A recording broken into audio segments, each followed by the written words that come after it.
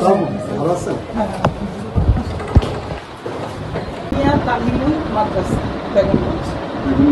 আপনাদের যেদিন প্রোগ্রাম ছিল তার আগের দিন আমি নোয়াখালী থেকে আসছি। বাচ্চাটা দেখতে চাইছে,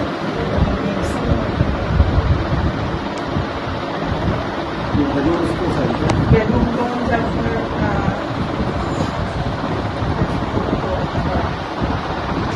আমি ওইখানে পুজোর সাথে আপনাদের যিনি এখন এটা আমার কাছে পরিচালনা করতেছে।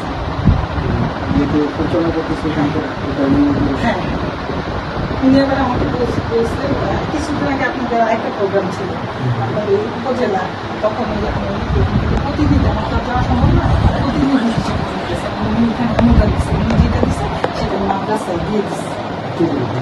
হ্যাঁ হ্যাঁ, ওইখানে অনেকগুলি আপনার শহীদ পরিবার আছে তো ওদেরকে নোয়াখালী যতগুলি শহীদ পরিবার।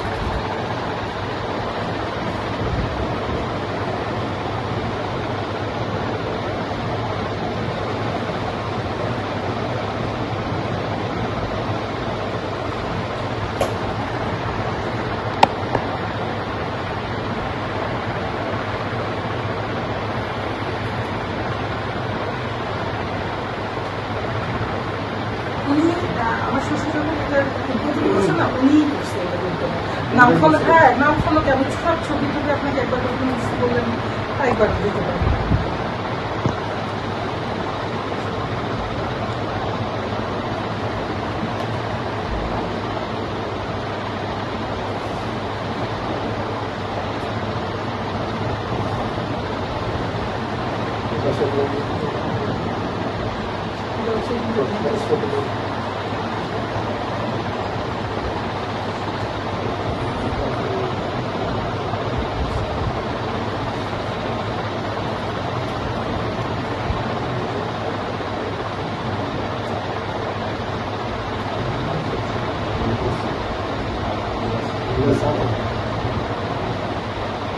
হ্যালো, হ্যালো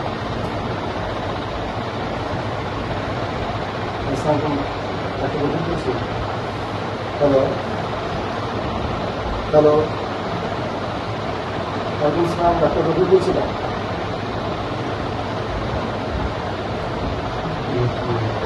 নেটওয়ার্ক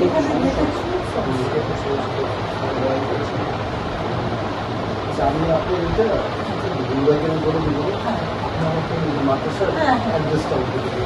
আমি একবার পুরো নেম ফলক সবাই এসব সবগুলো সেটা আমাকে দিয়ে দেবে। দুবাই পাঠাবো না সীমান্ত পয়সা দিয়ে বলে রেখেও আপনি দিতে পারেন। আর আমার নাম্বারটা আছে, হ্যাঁ হ্যাঁ আমাকে আচ্ছা আপনি এটা দেবেন। ঠিক আছে। আমার হয়তো মাদ্রাসাটা আমার পক্ষে চালানো সম্ভব 110 জন, আর আল্লাহ না করে মেয়েটাকে যদি দিয়ে দিই তারপর মাদ্রাসাটা দিয়ে করে। হ্যাঁ, সেই জন্যই আমি চাচ্ছিলাম যে এটা যদি সরকারি করে অথবা সরকারি অনুদান হয় তো ওইখানেও তো কম বেশি সবাই চালানো যাবে, এটা তো স্টপ হয়ে যাবে। আর ওইখানে একসাথে আমার পারিবারিক ব্যবস্থা 4টা খবর আছে, যে ডাক্তার সাহেবের বাবা মা আমার ভাই ডাক্তার সাহেব। আপনি কি বলেন? আমার কাছে আমি একা তো আমি মানে কি করবো ভাগ্য খুব হালকা আমার খুব সহযোগিতা মেয়েটা বড় বড় পর থেকে এই যে স্কুলে যায় না, কোচিংও যায় না, সেই